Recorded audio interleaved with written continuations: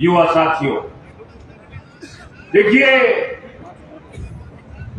मुझे याद है कि जब हनुमान जी बेनीवाल ने सबसे पहले लोकसभा का चुनाव लड़ा तो एक चित्र में देखता हूं, एक फोटो में देखता हूं जिसके अंदर लगभग ऐसा ही एक माइक था। हनुमान जी बेनीवाल खड़े और इनके पास में मेरे पिताजी खड़े हैं और ये कोई जनता को संबोधित कर रहे, कोई बातचीत हो रही थी। वो चित्र आज दिन तक मैंने सहेज के रखा हुआ है। लेकिन ऐसा क्या हुआ कि मेरे पिताजी जिन्होंने शुरू से कांग्रेस पार्टी में रहते हुए कांग्रेस पार्टी की राजनीति की, लेकिन जिस ज्योति मिर्जा को कांग्रेस पार्टी से सांसद बनाने में मदद की, उनको पार्टी ने टिकट दी तो उनकी खिलाफत की।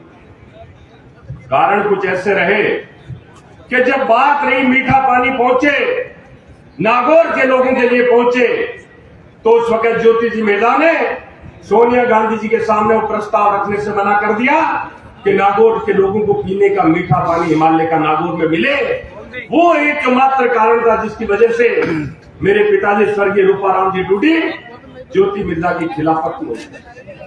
ये बात मैं आप लोगों के समक्ष इसलिए रखना चाह रहा हूं कि ये छोटी बात नहीं रही। कोई नेता अगर अपने लोगों के लिए, काम के लिए, उनकी सुविधा के लिए मना कर दे और अपना जो शीर्ष नेतृत्व हो उसके सामने अगर वो बात नहीं रख पाए तो उस नेता की कमजोरी है। और ऐसे कमजोर नेता को कहीं ना कहीं मैं ये मानता हूं, चाहे इधर आज बैठे हैं, चाहे आज से 10 साल पहले बैठे रहे, 20 साल पहले बैठे रहे, वो स्वीकार नहीं कर सकते। मैं आप लोगों को बताना चाहता हूं कि जब हम लोग तीनों काले कानूनों का विरोध कर रहे थे, उस वक्त यही हनुमान जी बेनीवाल इंडिया गठबंधन से सांसद थे।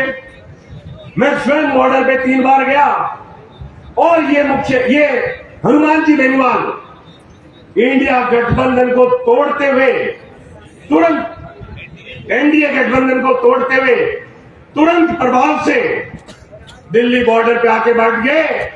और उसी वक्त पीयूष गोयल नाम के केंद्र के मंत्री थे, उन्होंने फोन किया कि अमित शाह आपसे बात करना चाह रहे हैं, आप एनडीए गठबंधन को तोड़ के वहां बैठे, ये अमित शाह को स्वीकार नहीं है। तो हनुमान जी बेनीवाल ने पीयूष गोयल को कहा कि मुझे आपका गठबंधन स्वीकार नहीं है, मैं किसान के साथ बैठूंगा, मैं उस कौम के साथ बैठूंगा जो कौम ना ठंड देखती है, ना गर्मी देखती है, ना सांप देखती है, ना बिच्छू देखती है।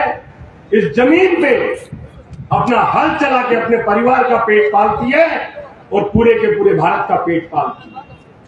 अभी कुछ लोग बोल रहे थे, मिर्जा जी बोल रहे थे धुनी बुझ गई, धुनी बुझ गई। मुझे समझ नहीं आता कि कौन सी धुनी बुझ गई। इसलिए बुला जो मोरिया बुला जो मोरिया को बाहर ला रहे, ये थोड़ा माका भी बोलिया, लेकिन नागौर उठे बुला दिया। अब के जो चुनाव है कि मैं कोचर जानो, कोचर राय में बोलिया करे कोचरी, मैं कोचरा बुला जी, मैं दरबार मैंने अपनी इतनी ताकत लगाई है कि सब ज्यादा रिकॉर्ड बताऊं। एक सांसद जीता करता पहली पासवान जी, हाजीपुर वर्गो संसदीय क्षेत्र, हाजीपुर रिकॉर्ड मिला तो सब ज्यादा वोटा जीतता। अब की बार भी रिकॉर्ड में अपन तोड़ना है और तमाम जगह लोग अट बैठा है। मैं सही सगड़ा का सगड़ा लोग पर सहमत किया कि मैं लोग इंडिया अलायंस में नागौर की सीट चावा, मैं लोग चावा आरएलपी और कांग्रेस सागे हुए और एक स्वाभाविक गठबंधन है। वो हनुमान जी भाजपा के सागे पहले कभी रिया भाजपा में नहीं कौन सके, भाजपा तो टूटियो दिए और तोड़ बम लगे लगेगा। आज संस्कृति कांग्रेस की है, कांग्रेस में सागे बैठा, सागे लड़ा, फैल पाता सागे। तो स्वाभाविक एक गठबंधन है कांग्रेस को और आरएलपी को। मैं बहुत सारी लंबी चौड़ी बातें नहीं कर, सिर्फ धनाई कहनी चाहूं, हिम्मत हनुमान जी आपा ने मिले और आपा सगड़ा मिल हनुमान जी ने हिम्मत दी इस चुनाव के मायने जगह लोग। एक छोटी बात और याद आएगी, सतपाल मलिक डीडवाने आया, मोदी जी का बनाया गवर्नर डीडवाने आया और वह बात की कि जब किसान आंदोलन पे बैठे थे दिल्ली बॉर्डर पे, तो मैं मोदी जी के पास गया और मोदी जी ने बोला, मोदी जी किसानों के साथ अत्याचार बंद करो। 700 से ज्यादा किसानों ने शहादत देती है, आप इनकी बात सुनो, इनसे बात करो। तो मोदी जी का क्या जवाब था? ये बात सत्यपाल मलिक ने कही है कि मलिक भाई आप जानते नहीं, ये जो किसान बॉर्डर पे बैठे हैं ये आतंकवादी है, आतंकवादी।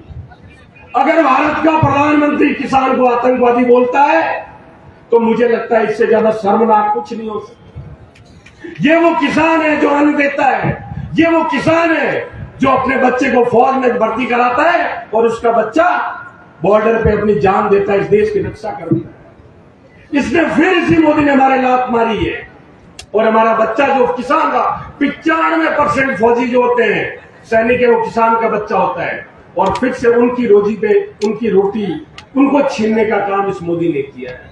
तमाम सारी बातें आप लोगों के बीच में है, सब लोग आप सब चीज जानते हो। नारायण जी ने भी और बता दी कि ये लोग क्यों चले गए, कि पता नहीं क्या क्या होते रहते हैं। पैसे वाले लोगों के झंझट है, हमारे जैसे लोगों के झंझट फांती नहीं आते, हमारे जैसे लोगों को मतलब नहीं है। तो मैं आप लोगों से यही निवेदन करना चाहूंगा, कल का जलजला बड़ा भारी था, इतनी भारी तादाद में लोग आए, रात को 11:30 बजे तक मैं हनुमान जी के साथ था और आखिर में बिना बताए गाड़ी से उतर के जाना पड़ा। मैं हनुमान जी यहाँ चाल आधे लोग सारी रात अपन शोभा लानी और काल सुबह 5 की सभा है, लेकिन आज आपके साथ ताकत, आपकी संख्या देखते हुए मैं पूरे विश्वास के साथ ये बोल सकता हूं, जिस रिकॉर्ड का सपना मैं देख रहा हूं, जिस मार्जिन का सपना मैं देख रहा हूं, हम सब मिलकर उसको पूरा कर देंगे। एक बार फिर से आप सभी का धन्यवाद। राम राम साहब।